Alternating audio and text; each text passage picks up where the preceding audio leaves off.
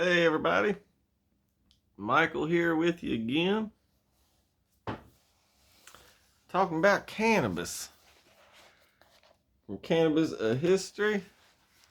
Yeah, it's been a little bit since I've done a part, since I've added to this series, but figured it is time to get along with it and go to the next one. I think this will be part 11. I'll have to check and see, but it's up there already, isn't it? Here, let me see. I hate to be incorrect and see. Well, there's me again, echoed. I gotta see. Anyway, it's too much of a thing. Let's get into it. Where we left off. Okay, we were in A la mode du hashish, the chapter, and we're about at the end. Hopefully, we can get into the next chapter a little bit. So let's get going. And we're picking up right where we left off in the previous part. That de Nerval took hashish in the Hotel Pimodon seems certain. It is also just as likely he used it on his travels. However, he was also addicted to opium, which he took to fend off bouts of depression, and spent much of his life in penury, having frittered away an inheritance on a failed drama magazine. Like Baudelaire and a gloomy figure, de Nerval was unstable and finally hanged himself from a lamp post on the Rue de la Vieille Lanterne in Paris. He was 46. Whether or not Alexandre Dumas was a member of Le Club des Hachachines, he still wrote about hashish, no doubt aware of the fascination it held for his readers. In The Count of Monte Cristo, Baron Franz d'Epinay meets an enigmatic stranger on the island of Monte Cristo who refers to himself as Sinbad, guardian of a treasure hoard he has found. He lives in a cave, which he has decorated in a fantastical manner to greet his guests. Upon his arrival there, Franz is served a meal, and after it, an ambrosial dessert of green paste resembling crystallized angelica. Shortly after eating it, Franz begins to hallucinate, imagining himself to have eagle's wings sprouting from his shoulders. Ah, yes, said Sinbad. Quote from Sinbad. The hashish is beginning its work. Well, unfurl your wings and fly into superhuman regions. Fear nothing. There is a watch over you. And if your wings, like those of Icarus, melt before the sun, we are here to ease your fall. He then said something in Arabic to Ali, who had made a sign of obedience and withdrew, but not to any distance. As for Franz, a strange transformation had taken place in him. All the bodily fatigue of the day, all the preoccupation of mind which the events of the evening had brought on, disappeared as they do at the first approach of sleep, when we are still sufficiently conscious to be aware of the coming of slumber.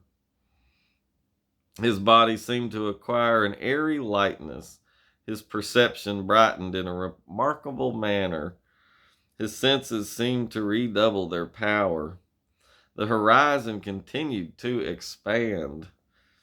But it was not the gloomy horizon of vague alarms in which he had seen before he slept, but a blue, transparent, unbounded horizon with all the blue of the ocean, all the spangles of the sun, all the perfumes of the summer breeze.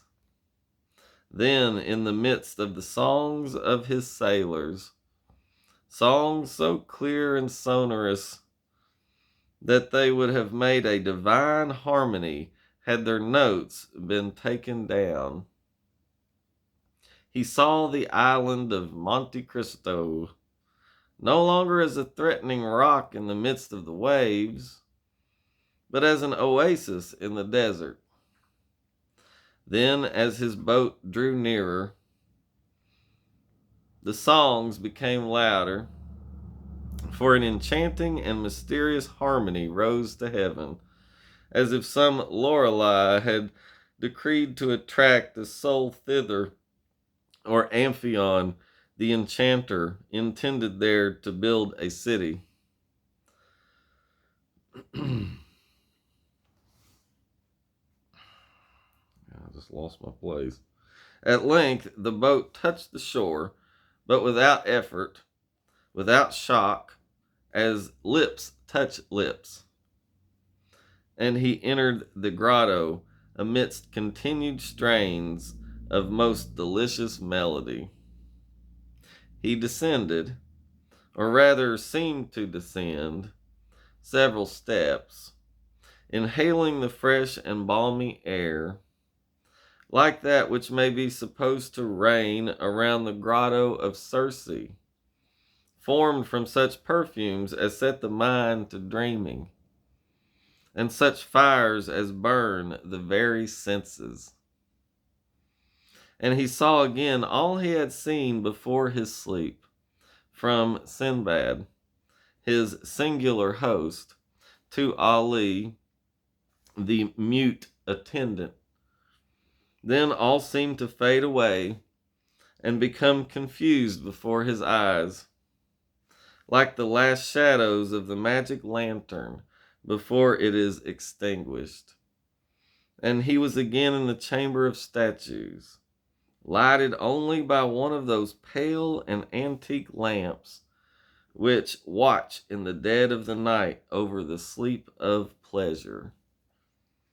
They were the same statues, rich in form, in attraction, and posy, with eyes of fascination, smiles of love, and bright and flowing hair.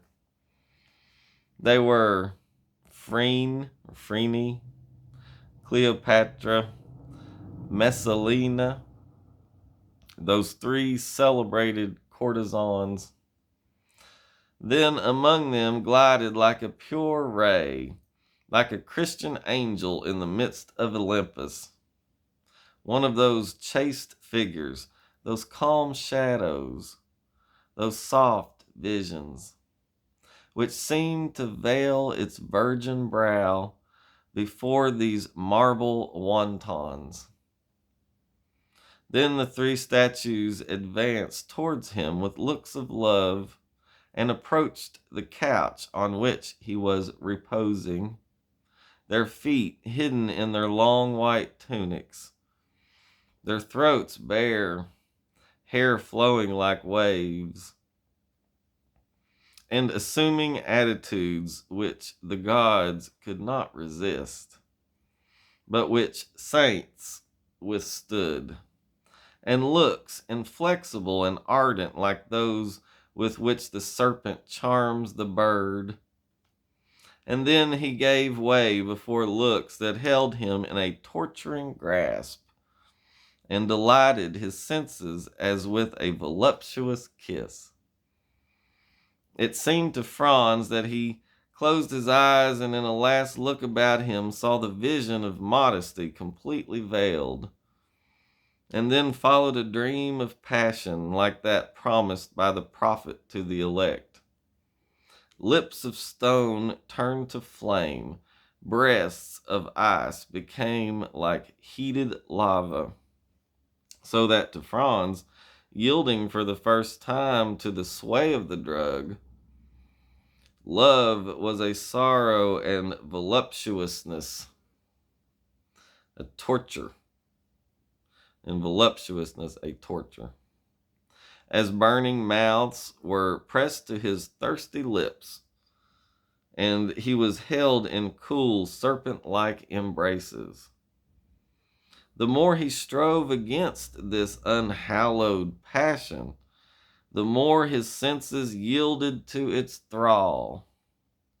And at length, weary of a struggle that taxed his very soul, he gave way and sank back breathless and exhausted beneath the kisses of these marble goddesses and the enchantment of his marvelous dream. Closed quote.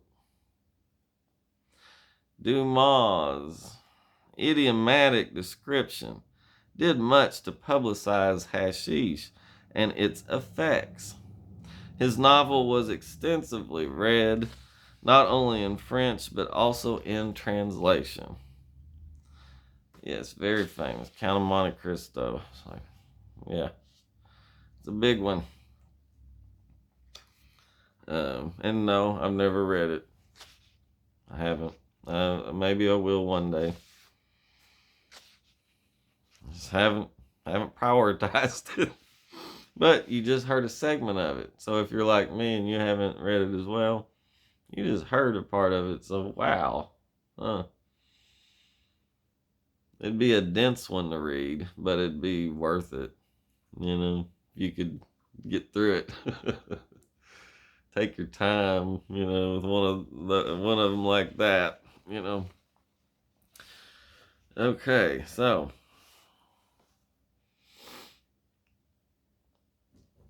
with the death of the core members of Le Club des Hachachines, Gautier lived the longest, dying in 1872.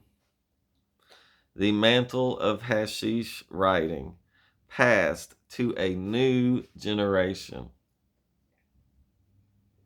Both of the poets, Paul Verlaine and Arthur Rimbaud, the founder of symbolism, used hashish in addition to absinthe, a very strong, bitter, and highly addictive green liqueur made out of distilled wine and wormwood, the plant Artemisia absinthium. It's from another plant. Rimbaud, who fled his native Charleville in northeastern France to get away from a dominating bigot of a mother, immersed himself in the decadent bohemian life of Paris with Verlaine, who was 10 years his senior. He made the most of his freedom, drinking, taking hashish, and writing poetry. And there you go. His first verse was published when he was 16.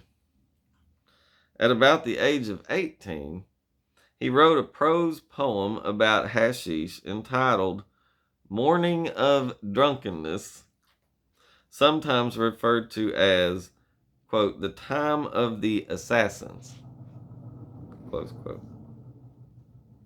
By the age of 19, Rimbaud had fallen out with Verlaine, who had shot and wounded him, being imprisoned for his attempted murder. That was a great buddy.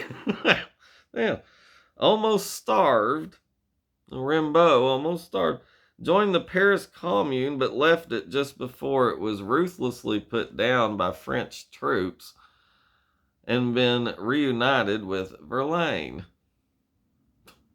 Made up after he shot him. Well, okay. After being mauled by the critics, however, he stopped writing and thereafter embarked upon a life as an adventurer, crossing the Alps alone and on foot, signing on for and declaring from the Dutch colonial army in the East Indies, visiting Egypt, gaining employment as a common laborer in Cyprus, becoming clerk to a coffee merchant in Aden, and traveling throughout Ethiopia, being the first white man to visit the Ogaden. Of his own volition, he set himself up as a merchant in Ethiopia, selling anything from coffee to armaments. He may well have used hashish during these years. Indeed, this is most likely, as he lived in a culture in which hashish taking was a social activity and he was popular with the Ethiopians. They got along great down there. He tell you, cannabis, that's what it does. It brings people together. It really is. The peace pipe. Yeah, it might have been a mixture of some herbs, but I tell you what, one of the ones, and the main one probably, and the one, they put 90% of it and 10% of the rest of everything else to add flavor to it. That cannabis was in the peace pipes, okay? Because it makes perfect sense, doesn't it? I mean, it yells at you that it's the truth. Yes, my girl, don't be scratching. No. Okay, we're about done with this chapter here, folks. I just had to say that. Oh my, because here's an example here from the later 1800s. Wow. Okay, this man, good old Rimbaud down here. He may, may well have used hashish during these years. Okay, he built up a sizable fortune from his trade, but never returned to the literary life. He was done with it. Despite having a sound poetic reputation back in France due to Verlaine's championing and publishing of his work in his absence. Verlaine. I guess Verlaine felt guilty about shooting him.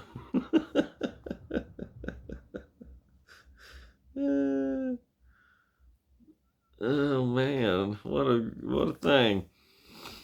Okay, early in 1891, a tumor appeared on his right knee. We're talking about Rimbaud here. He returned to France, his leg being amputated almost as soon as he landed in Marseille. After a brief spell at home, he set off back to Ethiopia, but reaching Marseille again, he could go no further and died there at the age of 37. Yeah, goodness. The legacy of Gautier, Baudelaire, de Narval, and Rimbaud continued, however. Hashish established in the consciousness of the public and the literature of France. It also spread across the Atlantic to the USA. And that's the end of A la mode du hashish in the chapter in our good old Cannabis history book, y'all, by Martin Booth. May he rest in peace. He passed away about not too long after this was published. Maybe 3 years, 4 years after. Okay. So we're at the almost 20-minute mark. We can get into the next chapter. Yay. Okay, we're on chapter 8. Hey. So we're on I think this is part 11, if I'm not mistaken. Or it might be part 10. I don't know. I'll have to see. I've been busy doing another series on my Facebook page. So check that out if you want to. But it's not about this right here, right now. So this chapter is called The Pastor's Son from Poughkeepsie. And so Poughkeepsie, I'm sure anybody local to that area or from there knows exactly where that is. But to most of the world, much of the world, people don't know where that is. So that's in New York State. I'm think pretty sure. I haven't read this in many years, 12, 13, 14 years. So I don't know, and I haven't read ahead, so we're just gonna get into it. By the mid 1850s, the USA was experiencing an unprecedented literary renaissance, and whilst most of the work produced was within the moral confines of society, there was much that was not, and it caused some disquiet. Writing about drug taking was one of the more risque subjects, although the intention was, unlike in France, more to educate the reader than entertain him. The availability of psychoactive substances in America was widespread, and there was no control over either their retail or their usage. We're talking about the mid to late 1800s period here. Most people took them for medicinal reasons, yet there were those who sought to experiment with them, not just in order to enhance imagination or amuse themselves, but to scientifically investigate the substances. Even then, many wrote of their researches anonymously, not wishing to risk being regarded as self-indulgent sybarites. In a predominantly austere Christian society, drunkenness and immoderation prompted considerable and universal disapproval. Bayard Taylor appears to have been the first American to write about eating hashish.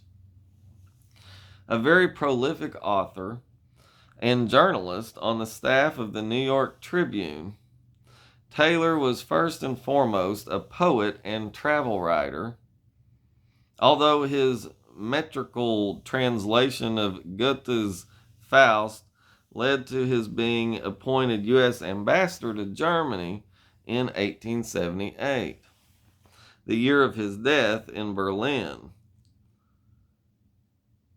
Oh.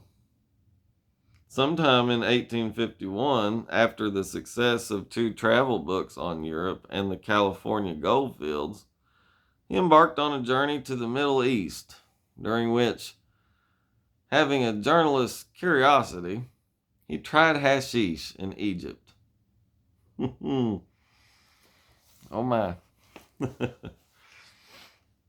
In A Journey to Central Africa, published in 1854, Taylor described taking what seems to have been a weak dose of hashish, for he wrote, quote, "The sensations it then produced were those, physically, of exquisite lightness and airiness, mentally of a wonderful keen perception of the ludicrous in the most simple and familiar objects.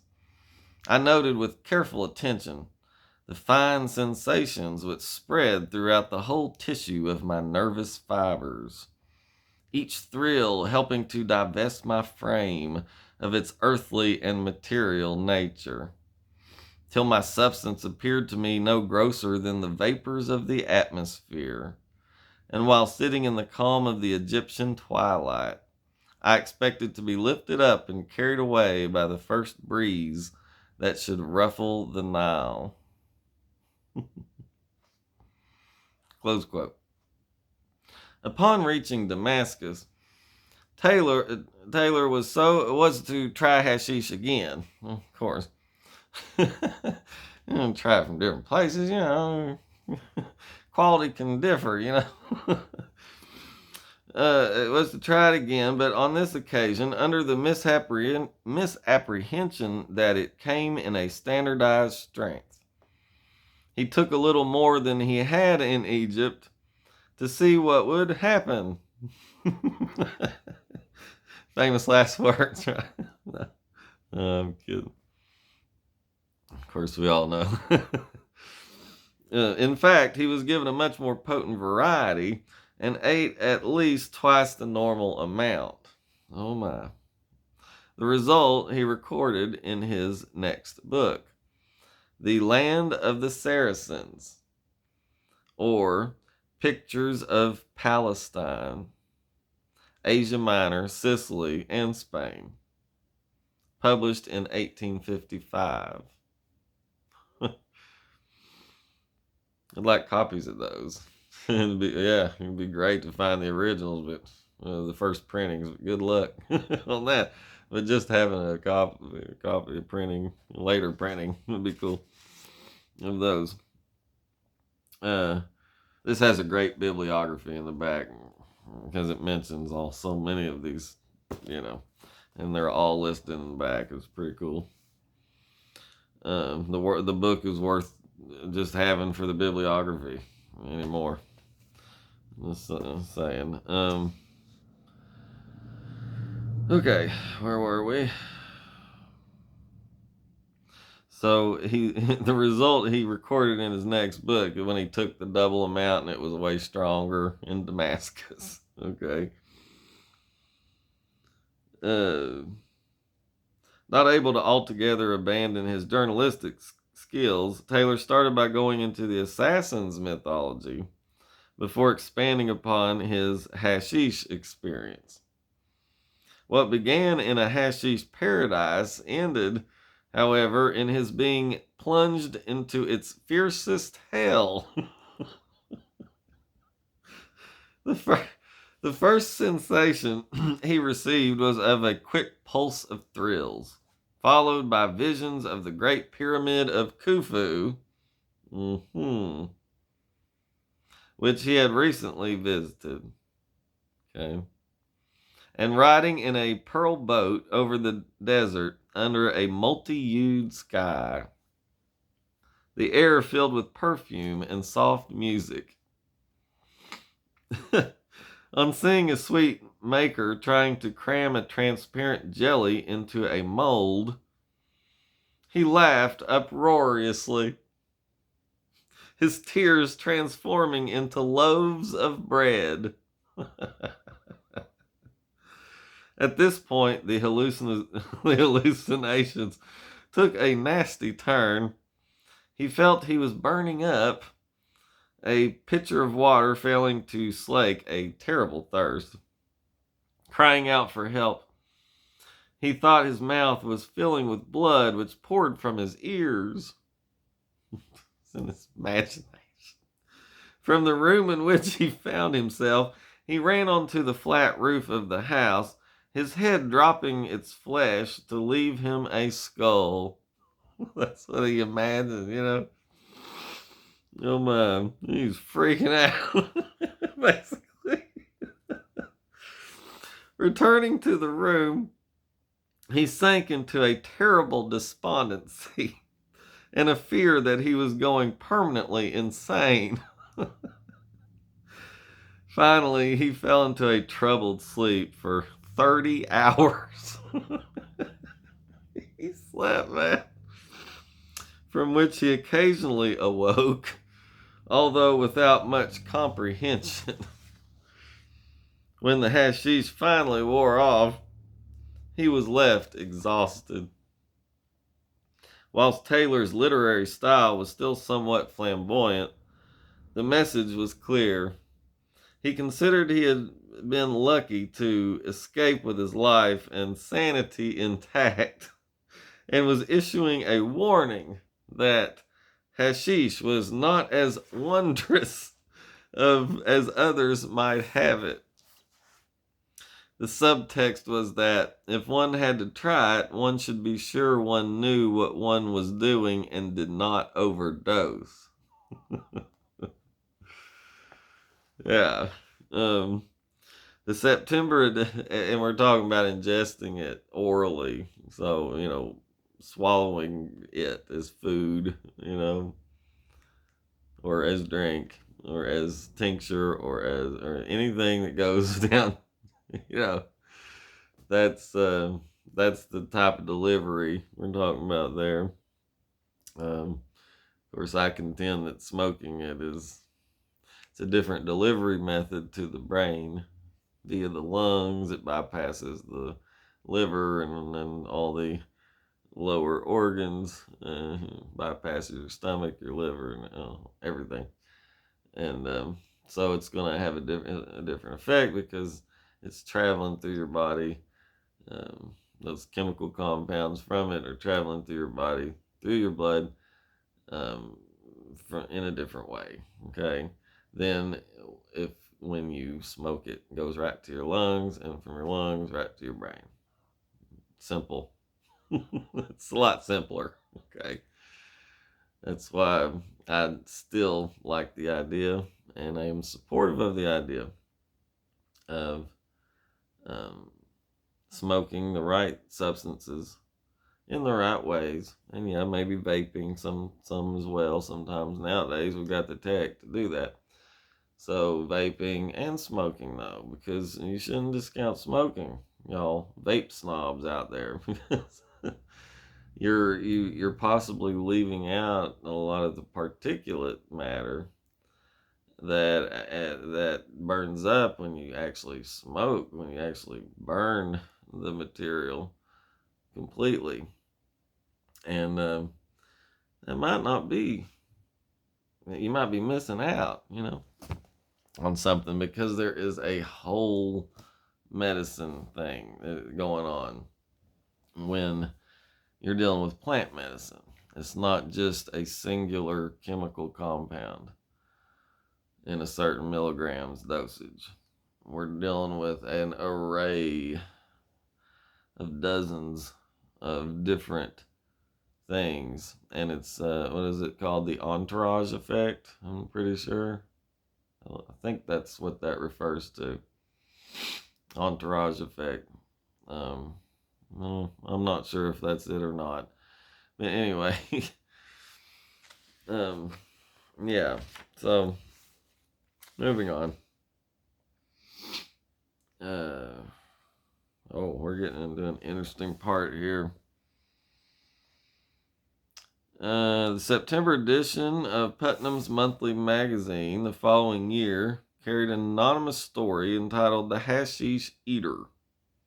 The main character, a lawyer called Edward, who has similarly escaped from hashish in Damascus, aided by a former school friend, warns others about touching a box of hashish he has been sent from Smyrna. They, however, want to see the effect of the drug, so Edward volunteers to show them. He hallucinates that he has murdered his fiancée and forswears the drug thereafter. It was a moral tale and well received, for it supported the prevailing social condemnation of all forms of intoxication.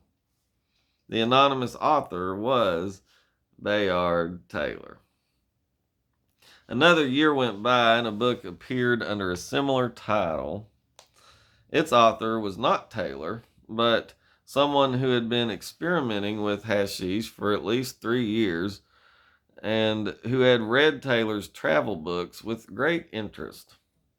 His name was Fitzhugh Ludlow. Yeah, this guy. A seminal figure in the literature of cannabis in the West, in some respects as important to it as De Quincey was to opium. Most of what was known about Ludlow was confused or deliberately misinterpreted by those who wanted to either denigrate or laud the drug. This situation was only finally set to rights in 1998 with the publication of the first comprehensive biography of Ludlow, pioneer of inner space. The Life of Fitzhugh Ludlow, Hashish Eater. Written by Donald P. Dulcinos. Wow. It took that long Hmm. Yeah, there's no coincidences. I don't believe in coincidences. Mm-mm. Fitzhugh Ludlow was born in New York City on September 11th, 1836. His father, Henry Gilbert Ludlow, initially studied law but later abandoned this and enrolled in the Princeton Theological Seminary in 1821. A passionate convert to Christ, he was in 1826 appointed pastor of the Presbyterian Church on Spring Street in what is now the Greenwich Village district of New York. 3 years later, he married Abigail Wells and became a committed supporter of and spokesman for the abolition of slavery. The year after the birth of his son, Ludlow took up the post of pastor at the Church Street Church in New Haven, Connecticut. When the slaves embroiled in the Amistad controversy were imprisoned in the town and unjustly charged with murder, Pastor Ludlow took their side. A lynch mob severely beat him for his abolitionist views in a street in the state capital of Hartford. By the time Fitzhugh Ludlow was 5, the family home had become a safe house on the Underground Railway, the escape route for runaway slaves heading for Canada, and he met his first passenger, a male slave called Isidore Smith, whom his father baptized John Peterson to hide his identity. In 1842, Fitzhugh Ludlow's family moved yet again, his father being offered the position as a pastor with the Presbyterian Church in Poughkeepsie on the Hudson River, 60 miles north of New York. When he was 13, Fitzhugh Ludlow's mother died. She had been in poor health for some time, and her death was not entirely unexpected, although it must have come as a shock to him. Thereafter, when not at school, the boy was academically and religiously educated by his father, with whom he traveled both on church business and preaching trips. Now a precocious child, Ludlow read widely, wrote poetry and short stories, and sketched accounts of his travels with his father. He also attended a number of educational establishments, including Poughkeepsie Collegiate School, where in 1850 he first had a piece of writing published in the school student magazine, of which he was occasional editor. Not surprisingly, bearing in mind his upbringing, Ludlow espoused a commitment to Christianity, but in his early teenage years, he also developed his own set of personal values, possibly as a rebellion against his father, who had since remarried. Sometime in 1853, dividing his time between a seminary in Manchester, Vermont, and home, Ludlow met an apothecary called Anderson, who maintained his business in Poughkeepsie. How they came to be introduced is unknown, but it is probable that Ludlow was sent to him for medicine, as he was, like his mother, dogged by ill health. They struck up a friendship which was to have a far-reaching influence on the teenager's life. One day in the spring of 1854, he called on Anderson, whose shop was Ludlow's self-confessed favorite lounging place, to discover his friend had taken delivery of some bottles of an olive brown extract containing cannabis indica. This was not cannabis per se, but a medicinal tincture of hashish, of which Ludlow had heard, having read about it in the Chemistry of Life, a standard reference book of the time. Already making upon himself, as he put it, the trial of the effects of every strange drug and chemical which the laboratory could produce, he set to experimenting with the extract. Taking a 2-gram dose, he set out. Now, this is a tincture. Okay, so tincture, and I've mentioned this in previous parts already, or in a previous part already. A tincture is different from a tonic or other things, or any liquid form, or a tea, or whatever else, or bang, which is milk based. But a tincture is based in pure grain alcohol. Is the ideal, the most pure, strongest food grade alcohol.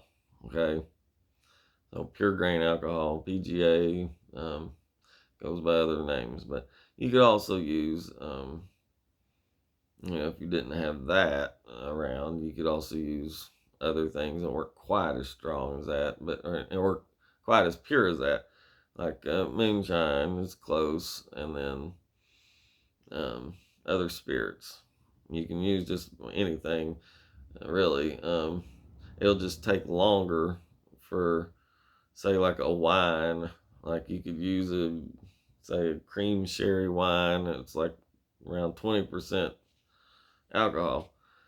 And you could, yeah, if you had a good ratio, good proportion um, of cannabis that goes into that, um, in the form of kiff, or a concentrate already. You want a dry you want a concentrate you want a dry concentrate like kiff or hash to put into the pure grain alcohol or the hard liquor in a container, and you leave it, and you want that in a certain ratio. Okay, and you have to kind of experiment with the ratios to figure it out, right? That's what these medicines were like back then. um so yeah, just to give you some background.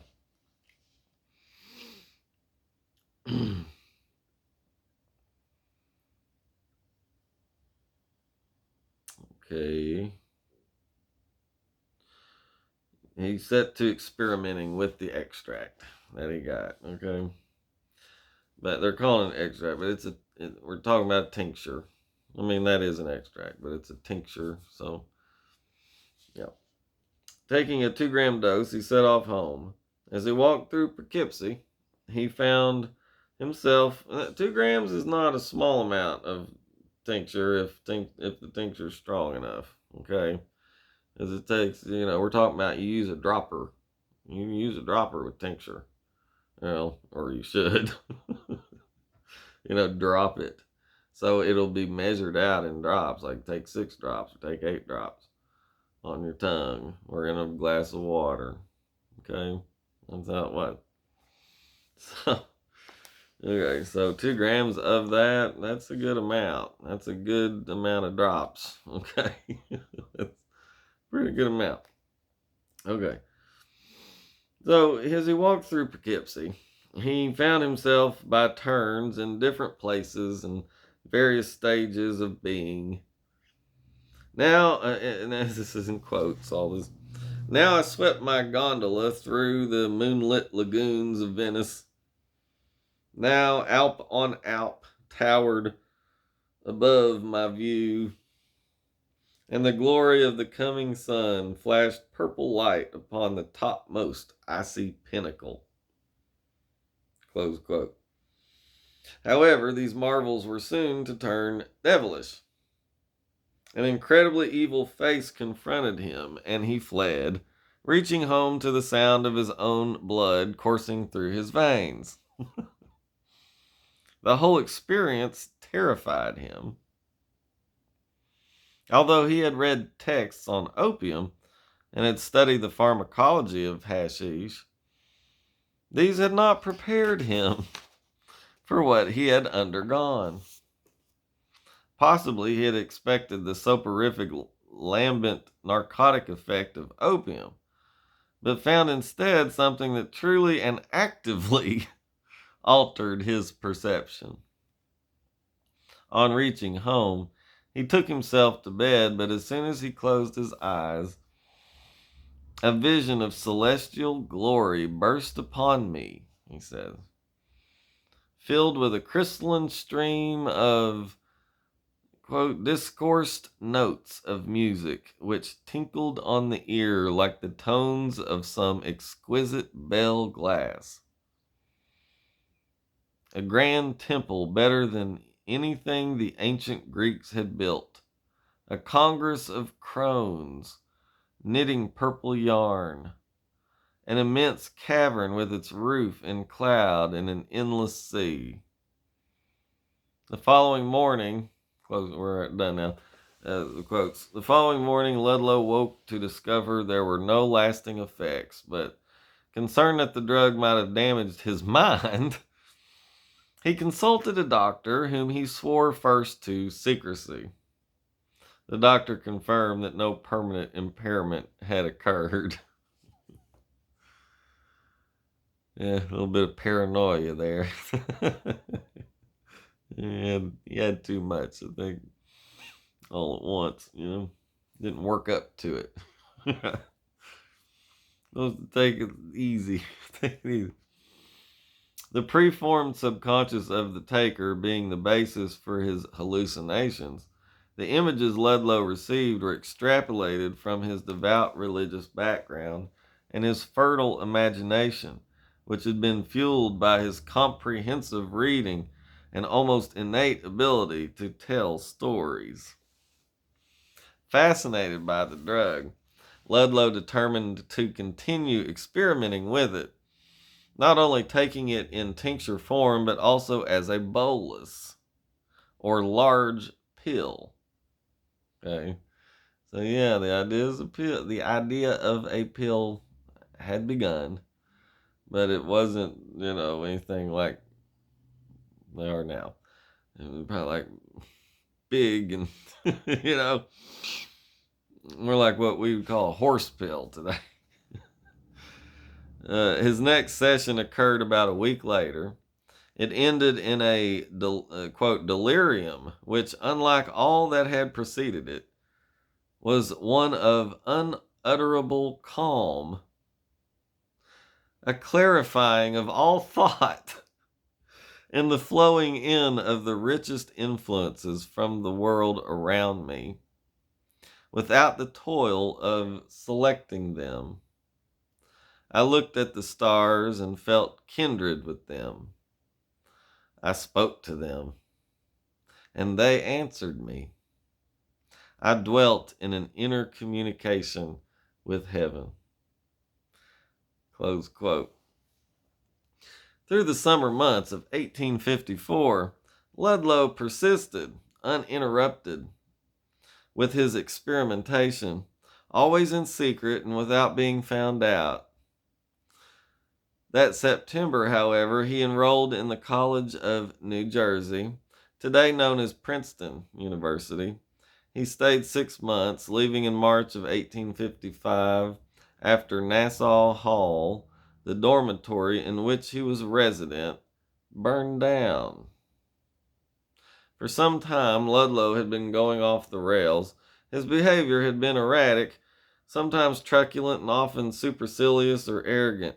There have been those who have blamed his drug experimentation for this character shift, but this hardly seems likely.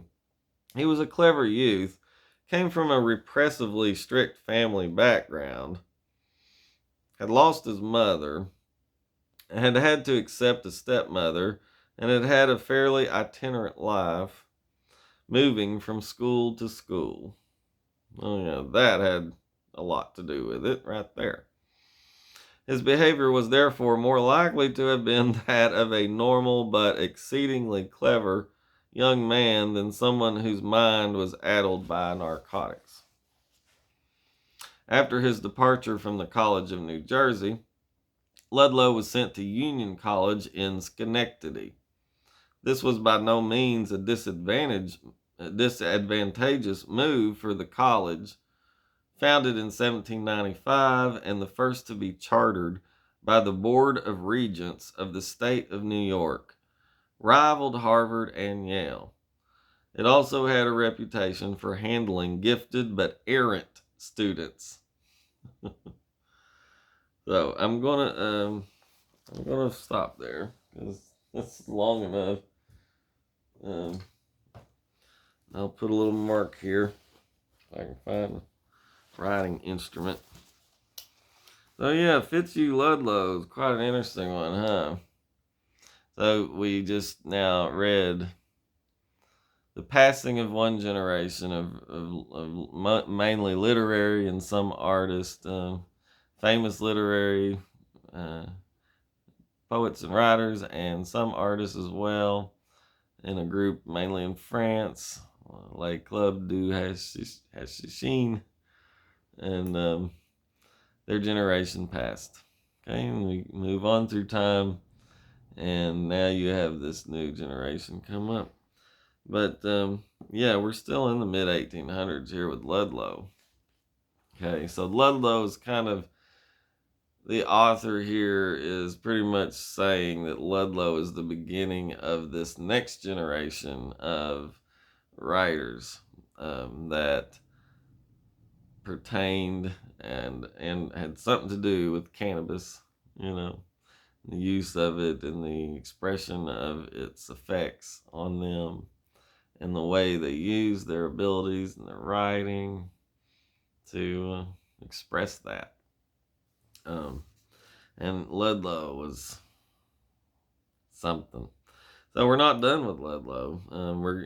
We're kind of slowly moving through his life because he matters a lot with the history of cannabis as far as especially as far as literature goes, and the perception of cannabis moving through after his time, and then all the writers here coming up very soon in the later 1800s period that have to do with cannabis as well. So, all right, I hope you liked it, and I didn't want to make it too long, but here I went.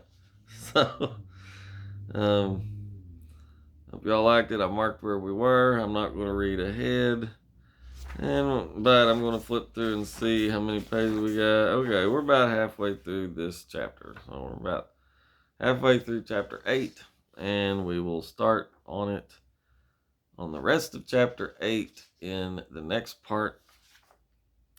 And I hope y'all enjoyed it. I hope it made you think. Hope you learned something new that you didn't know. You see commonalities with these people that now are 200 years, 180, 150 years ago, and some of their adventures.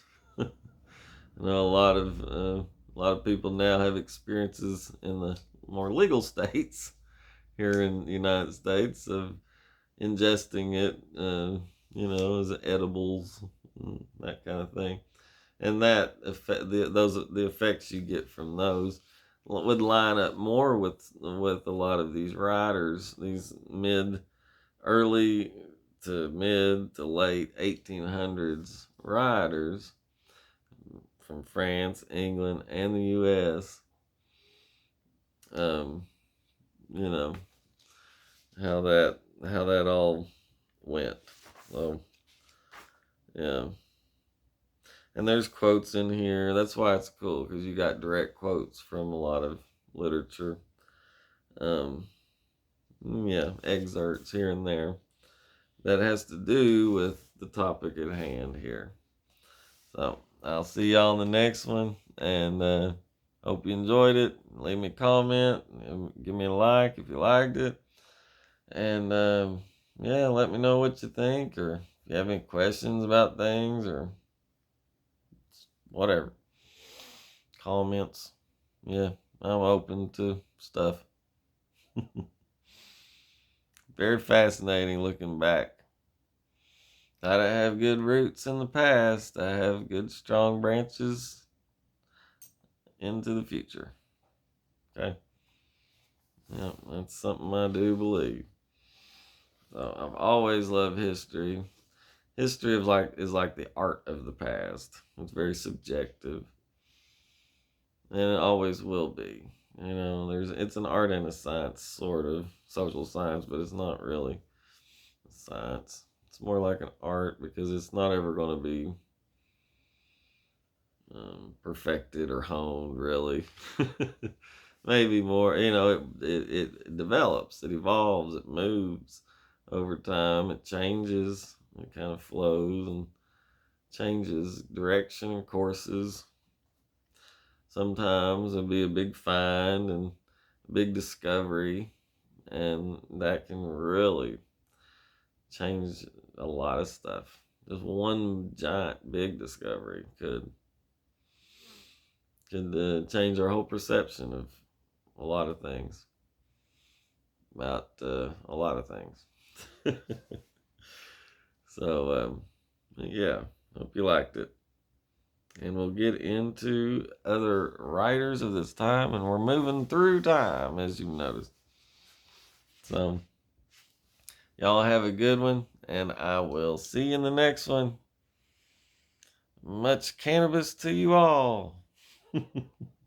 And to all a good night.